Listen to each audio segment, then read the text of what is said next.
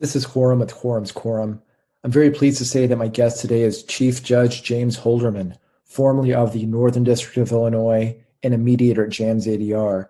Judge Holderman is someone who made a tremendous impact on me when I externed in his chambers in law school, and externing for the judge was an inflection point for me, and I feel I've been riding that wave ever since. Here he is.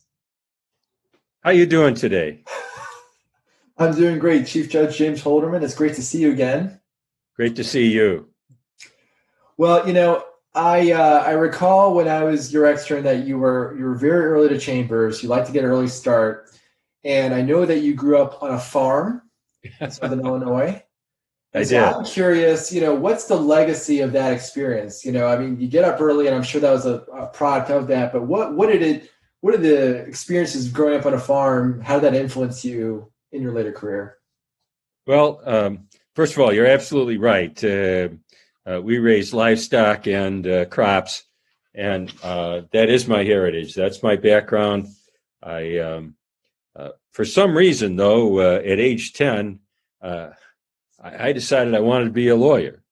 Uh, I told my father, who was a farmer and a successful one, that I wanted to be a lawyer, and he was adamantly against that. And I remember exactly where I was and what I was doing on that warm summer day at age 10 when I told him, and I never raised the subject to him again. He passed away when I was a teenager, and I continued to run the farm because at that point I was already in college and actually going to the University of Illinois on a agriculture scholarship. So I finished my undergraduate career and had talked to my mom after my father passed away about wanting to be a lawyer, which he had never mentioned to her. And she said, "That's great. We'll work things out with the farm, and you pursue that career." So that's what I did. And so my background is in agriculture. I still love the open setting. I know you can see out my backyard across the, well, now it's a golf course, but a beautiful view. And yeah, I think it gave me a discipline that has helped me throughout my career. That you have to do things that help others. Basically, we had to make sure my dad had a saying, we don't eat until the livestock's fed. And so that's what we were always taking care of our livestock and carried that over to taking care of people. Well, so I think that that had to be a pretty unusual experience to have on the bench. I imagine a number of your peers didn't have that experience. And so what are the ways you think that distinguished you from other judges on the bench? Well, I actually,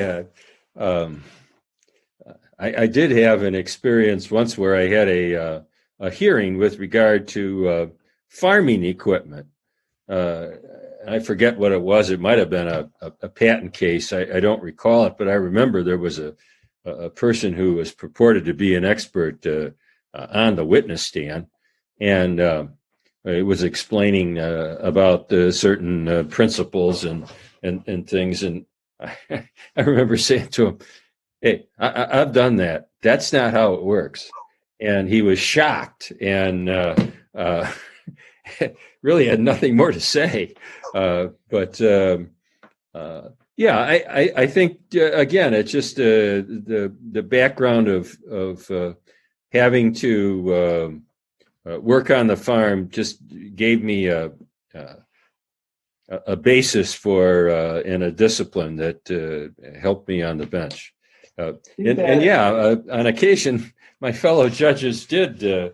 If they had something involving agriculture, they did consult me, and I was happy to provide it because I did have the experience and the knowledge in the area, and still love it.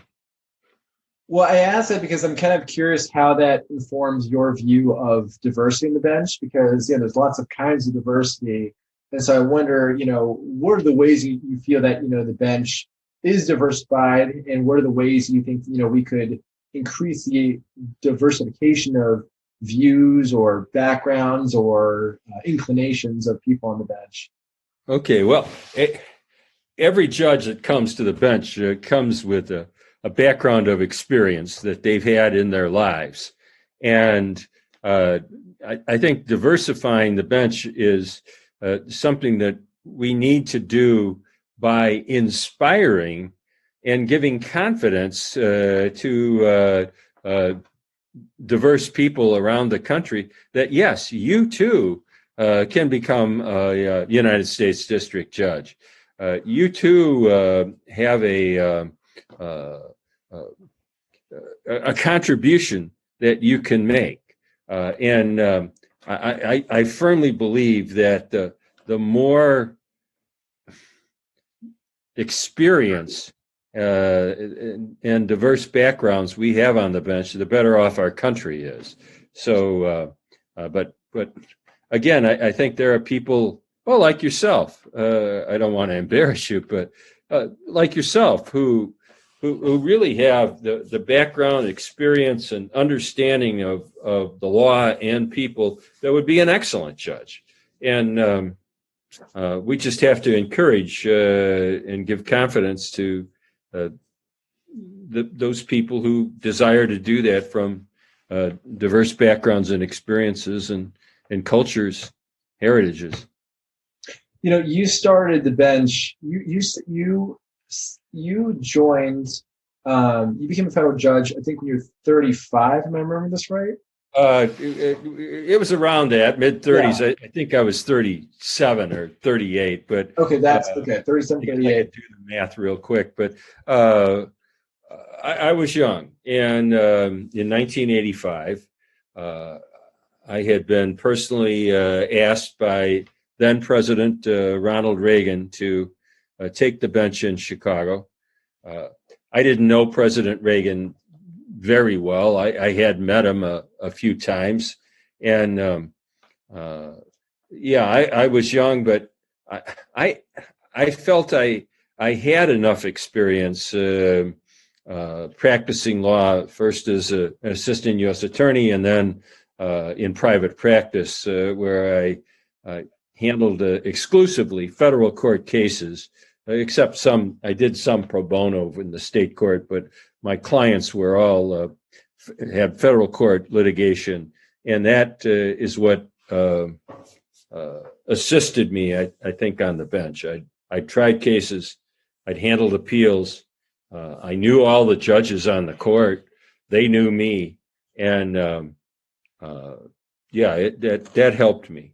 But again, going back to the diversity, again, we need to encourage people to get to know their judges, that where they'd like to serve as judges, and to aspire to that if that's their desire. On that subject, I think what's so interesting about the judiciary is the relative lack of understanding of the average citizen of the federal judiciary. And these really become acute for me. I don't know about you, but they really become acute around Supreme Court hearings or, for confirmations. And so, just the impressions that people have of district court judges, or, who are the people that end up on the bench, and what are the tasks involved. What does it mean to be a federal judge? What are the things that a federal judge does? And I think importantly, what are the things a federal judge doesn't do? I think that's something that, the average citizen has pretty little information on. And, any given politician, senator, a congressperson, of course, the president or his cabinet, these are people that are extensively profiled in the media, but, judges have hardly any of that profile. And so do you feel like, that we need to do more to have the average, we were talking about having, lawyers get to know judges better and then aspire to be in those roles and just be better connected.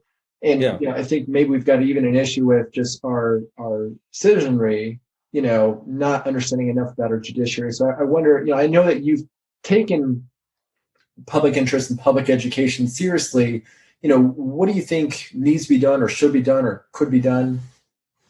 Well, yeah, first, I agree with you that certainly at the district court level, the local federal court, the judges aren't in the news, and their tasks really aren't well known. What federal judges do is, at least in the federal system, you handle every type of federal case that is filed in your district, both civil, criminal, and other types of actions. One of the things federal judges do in Chicago is we actually administer the oath to new citizens, people who have immigrated to the United States and have passed all the obligations that are necessary to become a citizen if you're not naturally a citizen, having been born here. And so that's a task that people don't know about. And actually, it's one of those tasks that I've often said, it's one of the few tasks that I have as a federal judge, or had as a federal judge, where everybody walks away happy, because in the typical judging role, in the civil side, you have litigants who have differing views about whatever their dispute is, and you have to apply the law to the facts as presented and make a determination, or preside over a jury trial where you assist the jury by giving them jury instructions on the law, making rulings on the evidence as to what evidence is appropriately before them, and then entering a judgment on the verdict. And I have to say, I'm a strong advocate of the jury system as the last resort if people can't otherwise resolve their differences. They're civilly. Juries really do try hard to get it right, and I've presided over a couple hundred jury trials and interviewed a lot of jurors, and so assisting jurors in coming to the conclusion that they believe is right is another task of the federal judiciary. On the criminal side, the other major task is handling a criminal docket. Anyone who is charged with a federal crime, and to have it be a federal crime, there has to be some federal jurisdictional link to the activity of the accused. But you not only preside over jury trials, but then after a verdict, if there is a verdict of guilty, then it's your task and your task alone as a federal judge to impose an appropriate sentence. Here we don't have the jurors imposing sentences. There's only one circumstance where the jurors can recommend a sentence, and that is in those crimes where the sentence is the death penalty. And we still have the death penalty in the federal court system. If you kill a federal officer, that the potential sentence is death.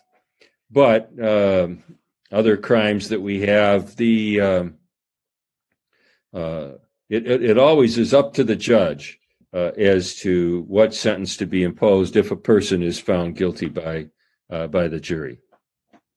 To run with what you're talking about, I think one thing that I was struck with is, I think a perennial thing that is fascinating about the role of a judge are the departures from normal intuitions about how to handle issues, kind of like you were talking about earlier about how, when you preside over, these citizenship ceremonies, everyone walks away happy, and that's not usually the case. I recall that, when I externed for you, we had a jury trial, and I recall it was a patent case, and the jury returned a verdict of that the patent was not infringed but valid. And you said, I'm not surprised by that, because it's often the case that, jurors want to give everybody something. And so That's true.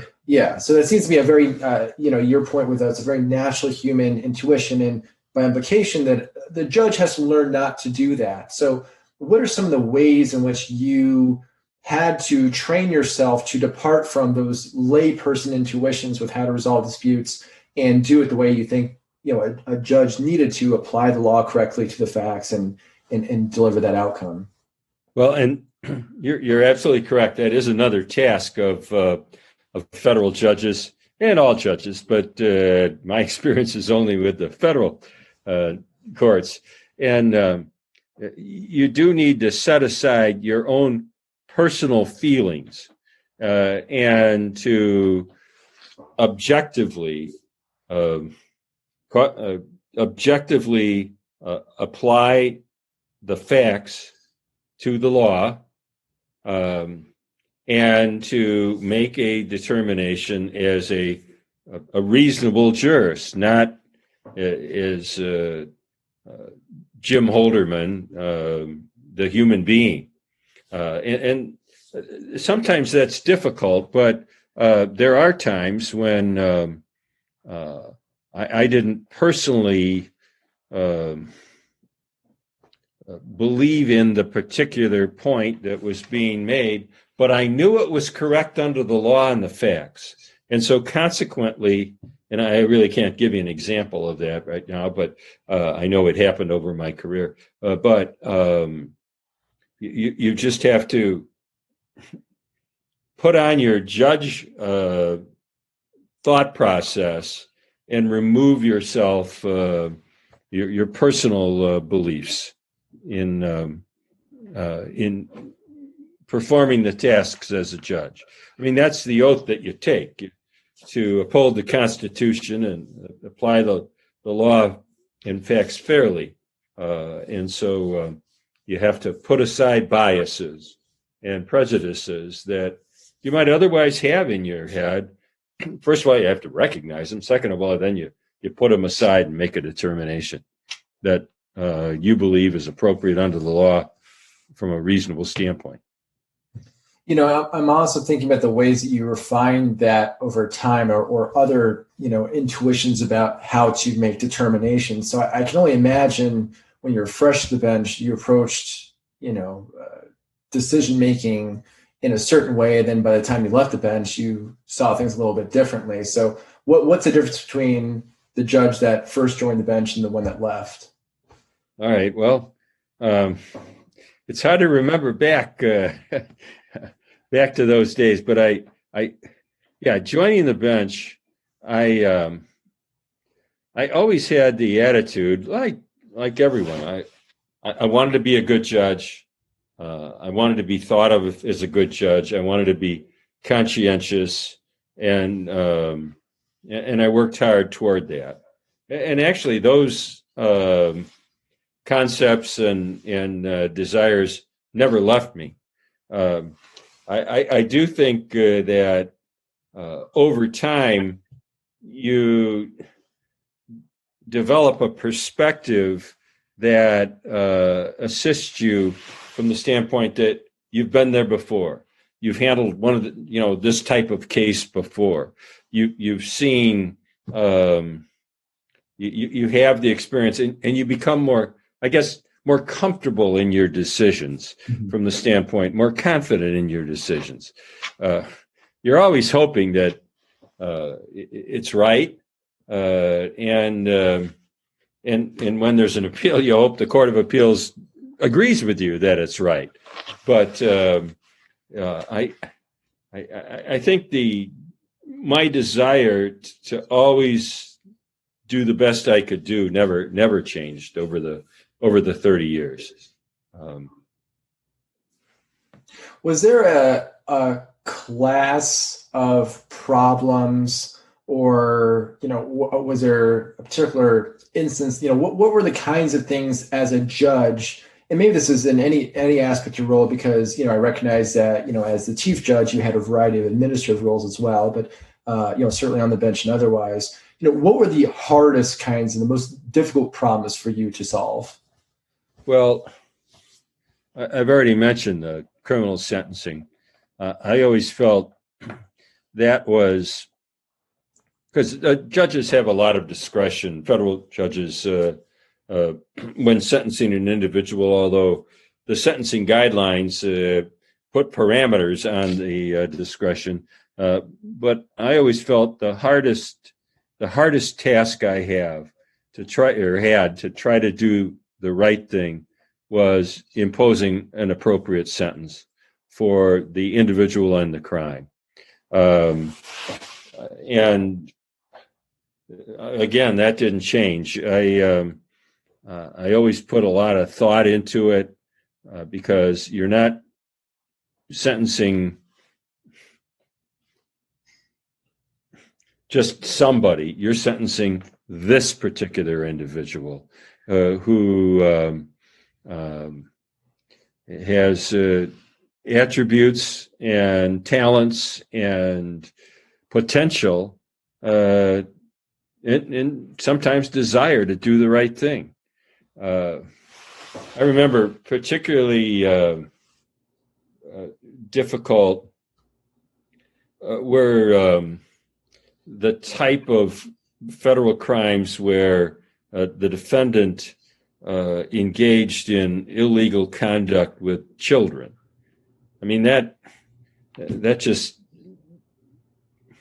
breaks your heart. But to some extent, the pedophiles have some mental difficulty that is not well recognized in the law. And I do remember more than once. I mean, I sentenced a lawyer who was a pedophile. I sentenced a Marine veteran who was a pedophile. I sentenced a professor who was a pedophile. And they actually recognized that they were guilty of what they were charged with. And they all had a desire to, every one of them, which was quite, in my opinion, unusual. Every one of them had a desire to try to help medical science figure out what it is that causes them to want very adamantly to engage in that conduct. And so I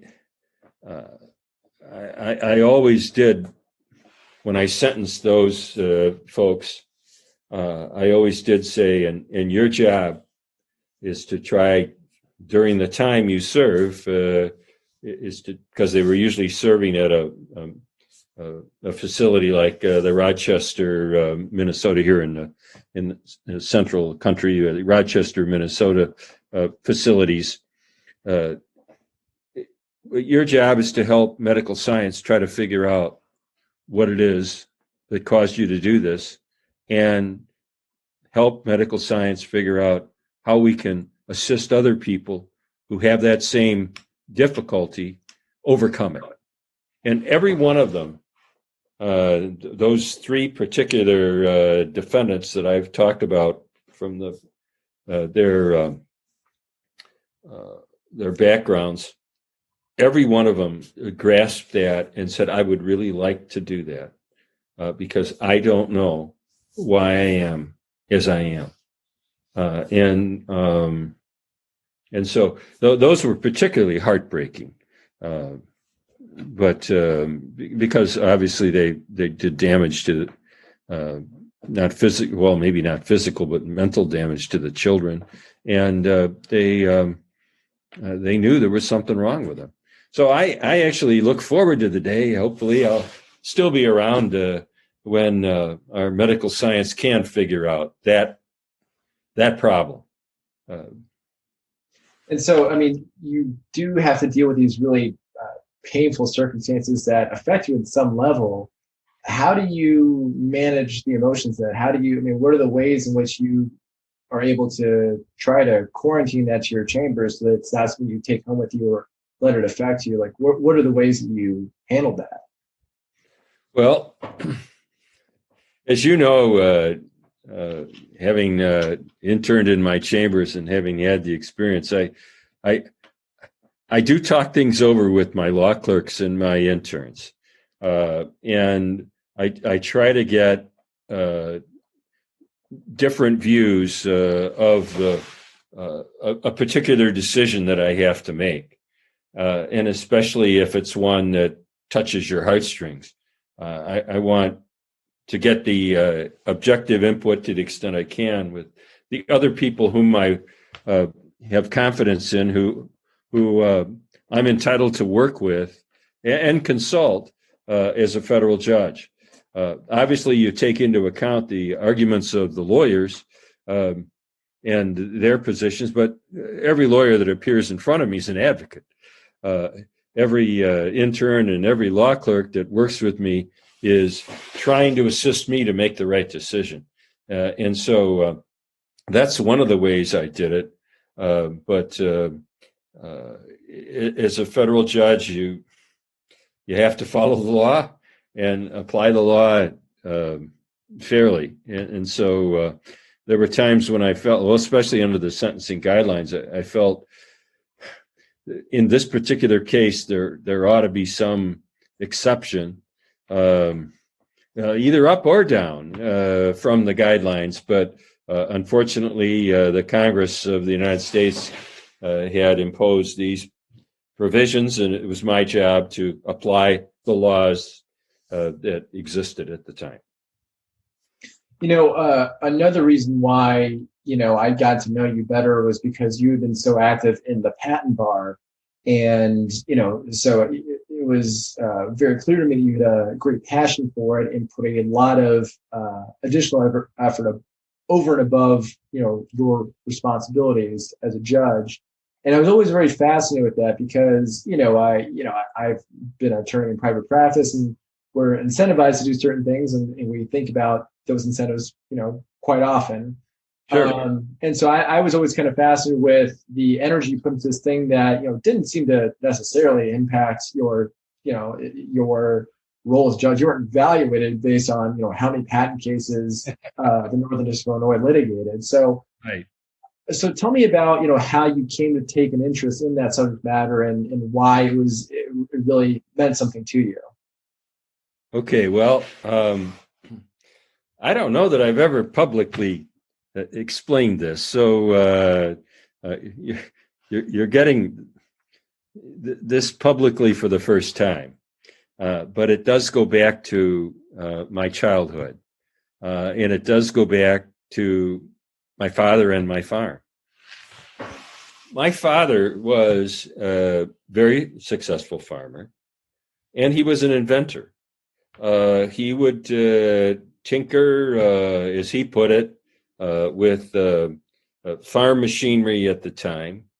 And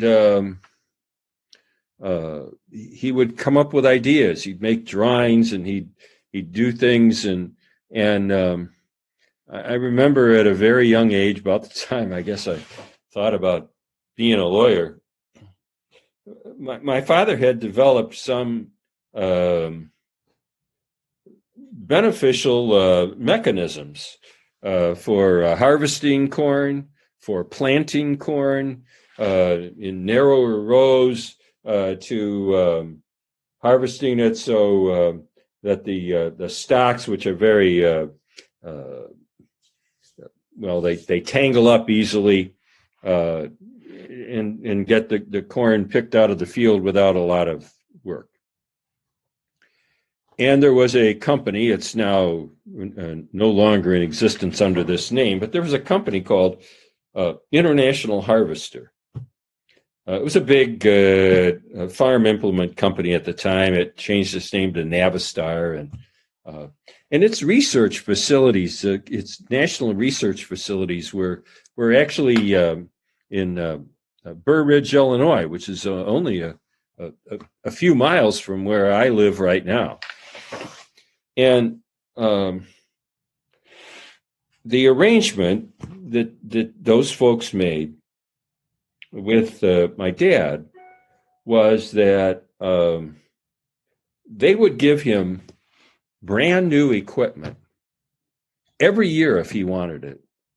And all he had to do was to show them his ideas and allow them to try to put them into practice. Well, my dad didn't particularly care for lawyers, didn't know anything about the patent laws, didn't know anything about the all he cared about was trying to do farming in a more successful way and help others. And he thought this was great. And I specifically remember him telling me how wonderful it was. And new equipment would be hauled in, and all he had to do was turn over his drawings. Well, you and I both know that had I known, or had he known what we now know, they were ripping them off. And that particular experience made me think, there really is, the world needs people who understand the intellectual property laws, because there are a lot of people out there in the world that don't. And we need to assist those inspired people who come up with ideas to be able to protect them. Now, as I said, my father was successful. I mean, he didn't need to have patents and didn't need to get royalties. We had a nice life. But had I known then what I know now, we had an even nicer life. And so that is what that's kind of the thing that inspired me when I became a lawyer.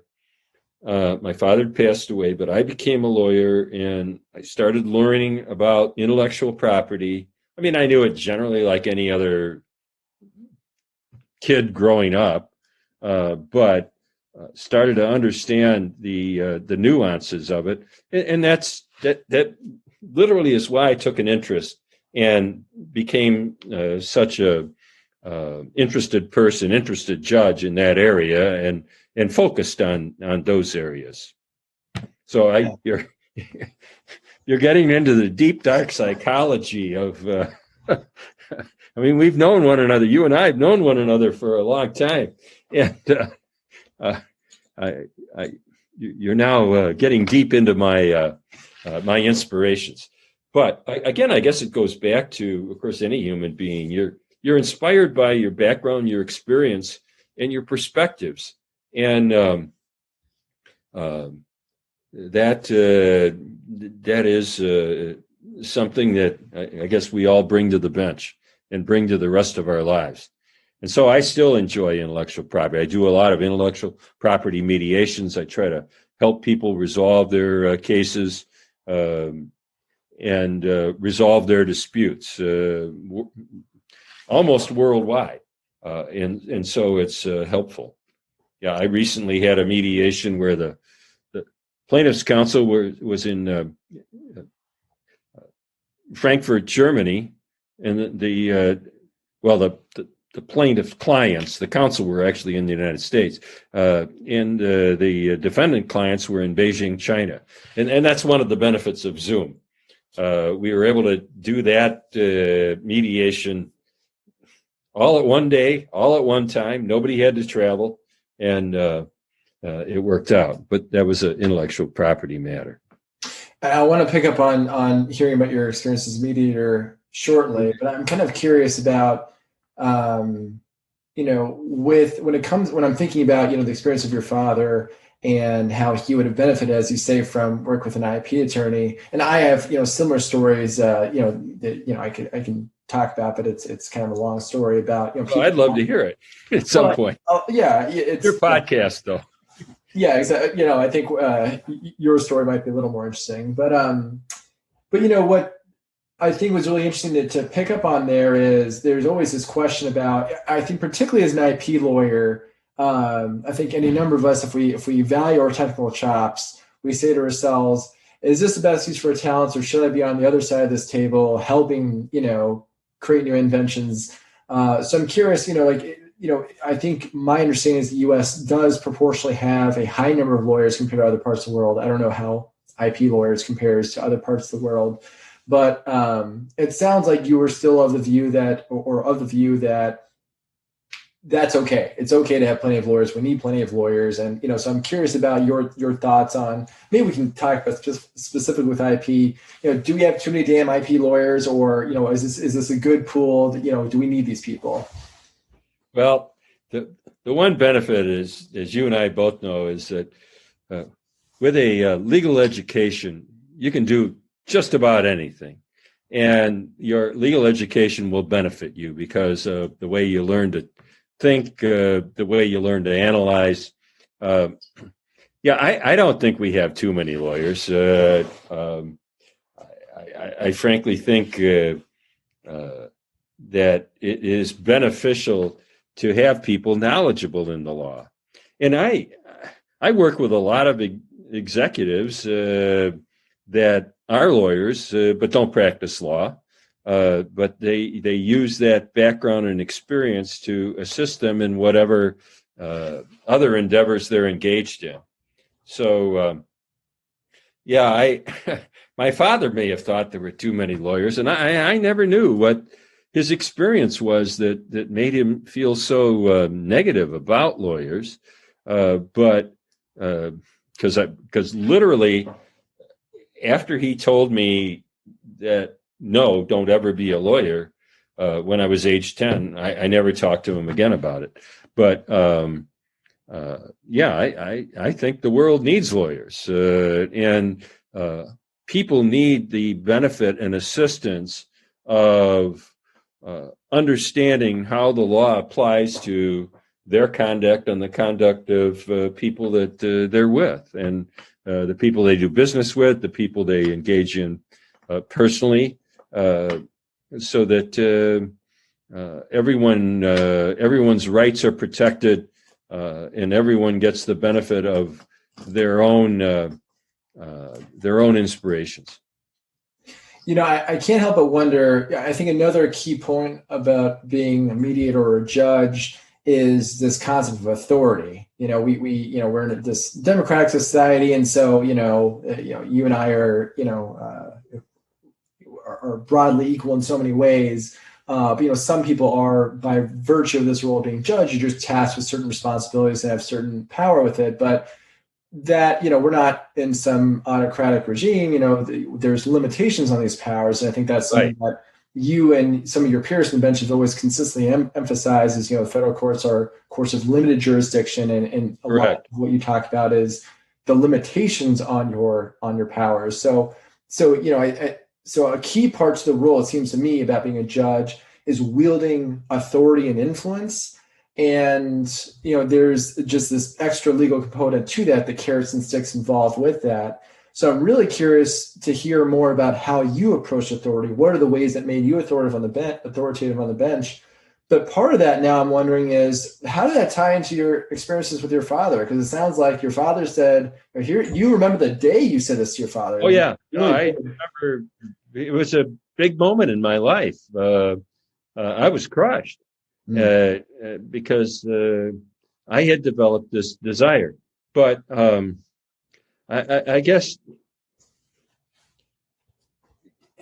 everyone who's in a position where you can affect other people's lives, it needs to be circumspect about how you go about doing that. And no matter where you are, no matter what country you're in my opinion, that's what people in authority should do. They should always question themselves whether they're doing the right thing for the people who are affected by their decisions, and they should always keep in mind how their decisions do affect people. But you and I were talking casually before we started this, and actually I think the last time we chatted when we weren't recording, that when I left the bench, and having had all that power, having been the chief judge, having been the decision, the ultimate decision maker on the court, a person who was considered a leader among equals, how that affected me when I left. And a lot of people said, aren't you going to miss the power? And actually, I don't, because with the power comes the responsibility to make sure that you are imposing your decisions in a fair and just way. And now I'm no longer the decision maker. I'm now retired. What I do is try to help people be decision makers. And that's what I enjoy about the mediations. I work with the lawyers. I work with their clients to try to help them come to the best decisions for themselves and their businesses. I primarily do business mediations, although I have done some employment mediations. I don't do mediations such as family mediations or divorce because I never handled that in the federal courts. Federal courts don't handle any divorce cases. But that I've always thought that's the way authority should be imposed. It has to be done in a fair and just way, and the person with the power needs to constantly question the effect of the power that they're using. Is there anything you've learned as a mediator or experienced as a mediator that would have informed you on the bench, like that you wish you knew then on the bench that you know now? Well, that's a good question. I guess one of the things I've learned, and I suspected it on the bench, there always is, or maybe I knew it on the bench. There always are factors in the decision-making process of people that aren't necessarily on the surface, and I guess I did know that when I was on the bench, but I couldn't do anything about it. That now it was all I could do is just apply the facts in the law and make a decision and move on to the next case. But now I'm able to actually consult with those people, find out what are those underlying factors that cause you to feel the way you feel about this particular point. And to some extent, that adds to the satisfaction of the job that I'm now allowed to do, which is to be a mediator. And so I guess I tried to be compassionate when I was on the bench. I tried to use my authority for the benefit of everyone, but I didn't know those. I suspected, but I didn't know all of those little factors that go into people's conduct and what causes them to engage in certain conduct. And so I do enjoy finding that out to the extent I can when I'm mediating. Is that a product of your workload? Because, as a federal judge, you've got just this massive docket, and now as a mediator, you're able to be much more selective about, the tasks you take on. So is that just a product of having more time to get to know the parties and what's actually underlying the dispute? Yeah, no, you're absolutely right. Our federal district judges across the country are, by and large, overworked. You can't really devote the time to a particular case that you desire to because there's always another one coming, or there are a lot coming, and so I think I am able to focus. I'm sitting here at my desk, and I've got a number of files on my desk of mediations that are coming up, and I am able to focus on helping those particular people in those particular mediations come to the best conclusion for them. And I wasn't able to do that on the bench because I was the one having to make the decision. And I wasn't always sure it was the best, but I was confident that I had done my best to apply the law fairly and to find the facts fairly. With the mediation practice that you have now, is there anything that says to you, or do you have an opinion on what are the kinds of matters that are more susceptible to resolution through mediation versus litigation? Well, of course, now I feel that everybody ought to, in the civil area, in civil cases, ought to try mediation first, because, frankly,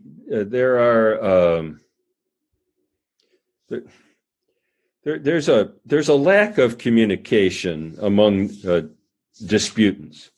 One of the things I do with with every mediation is I have an initial conversation, be it by phone or now sometimes virtually, among the parties and the lawyers, and I ask each lawyer to briefly and concisely and as objectively as possible explain their client's position. And often I have heard that that's the first time that the other side has really heard a synopsis of why they believe they're right. And in fact, a lot of times, well, not a lot, but several times over the last 5 years since I've been mediating privately, that when the client hears, oh, that's why they think that way, it helps them see the nature of the dispute and understand the nature of the dispute and resolve it more quickly. That one moment of an objective explanation, as objective as it can be without oratory, never happens in litigation. You file a complaint, and then there's a motion to dismiss, and it's ruled on, either granted or denied. Then there's an answer filed. Then you just start the discovery process, and you get documents, and you never really sit down and go, what's the real problem here? And a lot of times, clients don't understand that if they really knew what the other side's concern was, we could get this worked out. We don't want you to have that concern because here's our concern. And so that I guess that's another satisfying aspect of mediation, and I think it's a service that we provide. So I guess now I am more inclined to consider litigation as the last resort and trials as the last resort.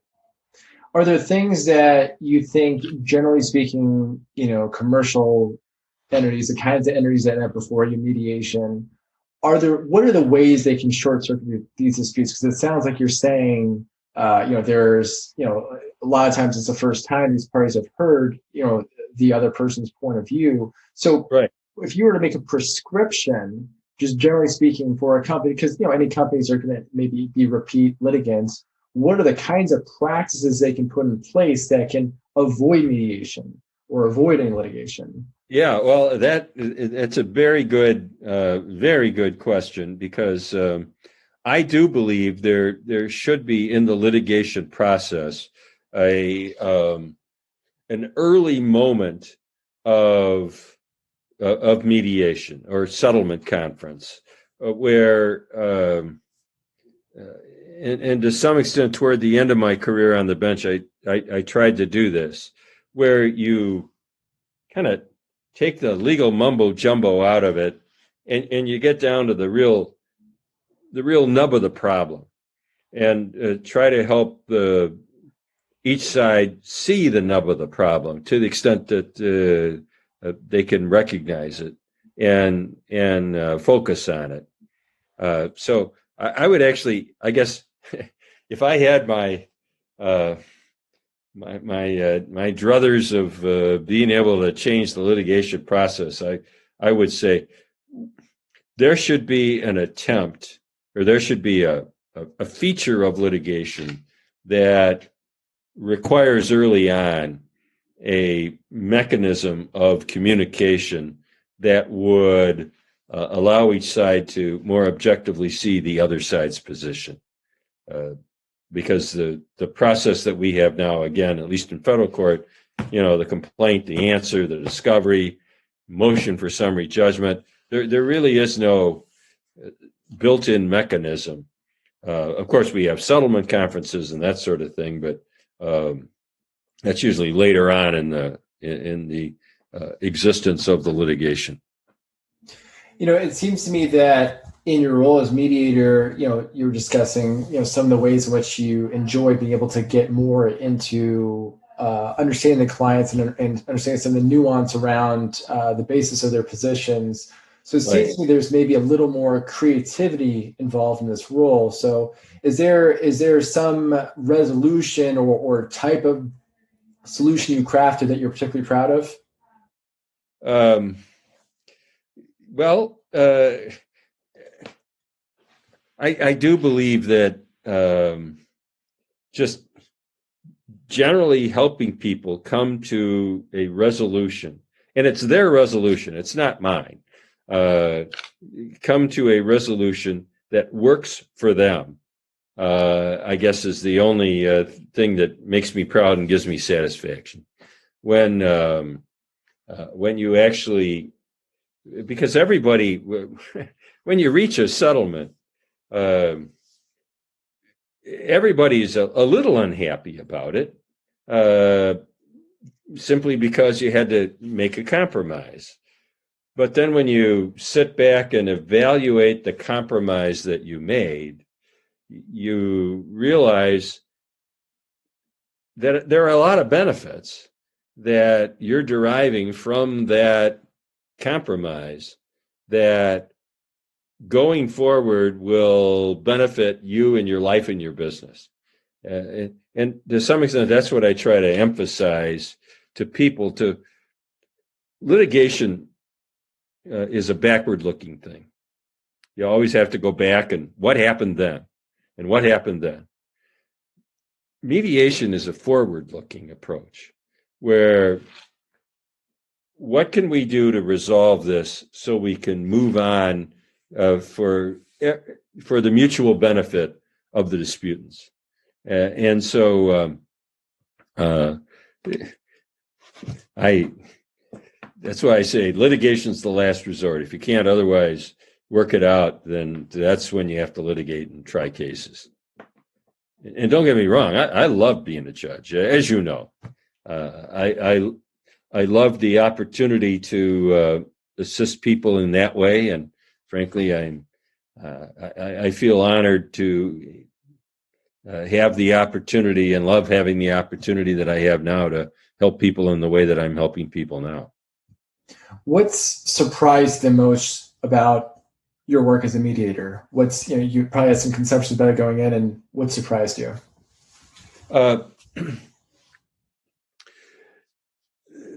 The fact that there are so many underlying factors that didn't come to the surface. I referred to that earlier. I knew there were some, but I didn't realize there were so many that people have in mind.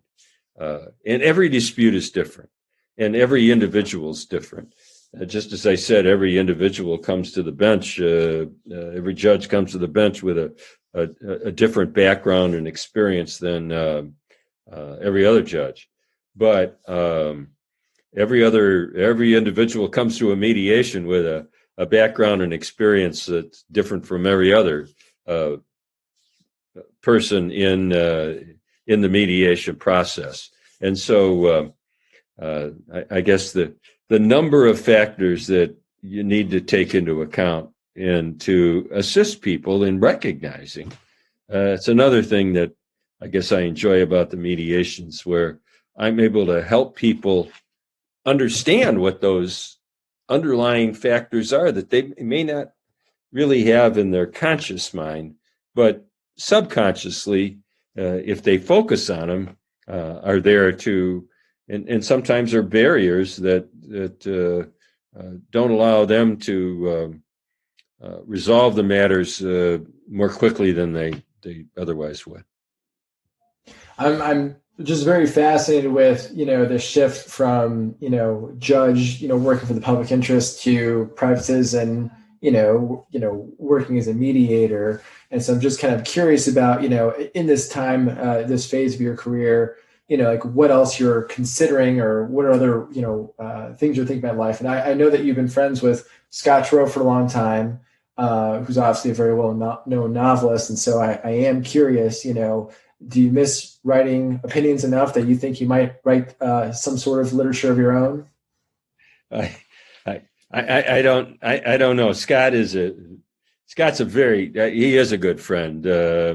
In fact, Scott took my place at my law firm when I went on the bench. He was a former assistant U.S. attorney and had similar experiences to mine in the U.S. Attorney's Office, and was a good fit for my law firm, who needed a person with that type of background and experience. And so Scott and I have been friends for a long time. He is a very talented individual and a wonderful person. Sometimes people who are famous like him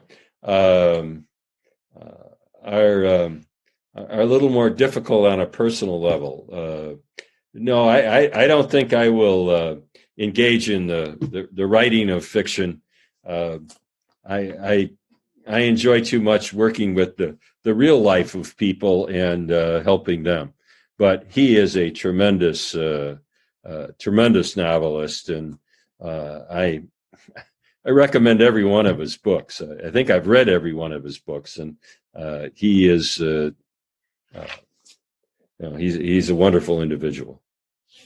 I'm kind of curious. You've seen so many people on the bench, from other parts of the country, lawyers from different parts of the country, and now as mediators, see people from different parts of the country.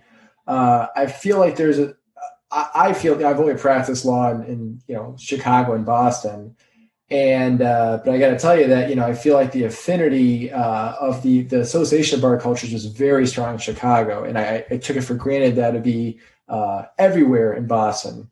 In Chicago, there's three organizations I was a part of. The Linen, of course, is one of the ones, and also the Chicago Committee, and then also the South Asian Bar Association. So all three of those are very important to me. And so I feel now I have some context and appreciation for how very strong the Bar Association culture is in Chicago. So I'm curious, do you have any views on the different cultures of attorneys across the country, and what's the difference between Chicago attorneys? How do they operate differently versus other attorneys in the country? Well, I do agree with you that, frankly, in Chicago, the lawyers do enjoy socializing with one another and working on legal problems that face the country or face the bar in general, as opposed to in individual cases. You mentioned the Linen of Court and the South Asian Bar. I've got a lot of friends, obviously, in both, and you were one of the early members of the Linen of Court, and of course that inn was created because a a young lawyer had come to know Richard Lynn when she was in Washington, D.C., and just found him to be a very nice man, and felt that it would be appropriate for an Inn of Court to be named after him. Got his permission and convinced the rest of us in Chicago. I had met Richard Lynn, but he wasn't we weren't particularly close at the time. He was on the Federal Circuit, a judge on the Court of Appeals for the Federal Circuit, and I was a district judge. And I sat on the Court of Appeals for the Federal Circuit a couple of times at the request of the Chief Judge. And but now that I've come to know him and come to see all the lawyers in Chicago who have come to know him, it really is it's enhanced the cohesiveness of the lawyers in Chicago. And Richard Lynn was so, I guess, thankful and inspired by the beginning of the Richard Lynn in Chicago, that now he's developed a whole organization within the organization of the Lynn's Inn of Court, the Lynn Alliance of intellectual property inns of court, and frankly, I of course have an affinity for the lawyers in the intellectual property area, but I think they've come to know around the country that they have an affinity for one another, and I really think it has inspired for the benefit of other parts of the country a communication and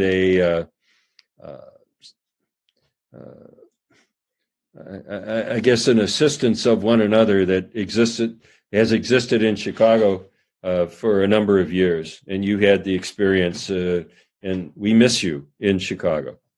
We have to say. Don't write me off. I might come back. Oh, that's great. Love to have you anytime. You said that, you said something interesting about litigation being necessarily backwards looking and mediation being forward looking. So I'm kind of curious for yourself, what are you looking forward to? What are you looking forward to this year and the coming years? Tell me about where you're heading. Well, I'm getting at that point in my life where I'm just getting to the point of continuing to enjoy the things I enjoy. And I really have no aspirations to go beyond what I'm doing now, other than to watch and assist my grandkids growing up. I've got a number of grandchildren, and they are a great inspiration for me because of the joy and the enthusiasm that they have for their lives. And I guess that's where I am in my life, where I get great pleasure in watching them grow, watching them develop, watching them become the human beings that and the people and that will benefit society in years to come. Well, I got to tell you, Chief, you've been a big inspiration for myself, and you're someone that I've admired for a long time. And so I've always been grateful for time with you. And I always feel like I learned so much, and really appreciate you taking the time to sit down and share your experiences with me. Well, it's my pleasure, because the feeling's mutual. One of the nice benefits of getting to know someone well is that you really do learn a lot from everybody. And you, with your experiences and your approach to life and to the profession, and your tremendous skills as a lawyer, I find great inspiration from that myself. And so it really has been a pleasure. And I thank you very much for allowing me to chat with you as we otherwise would, other than on this podcast. This was kind of like how we talk to one another when we're talking. Right. So thank you. Thanks, Chief.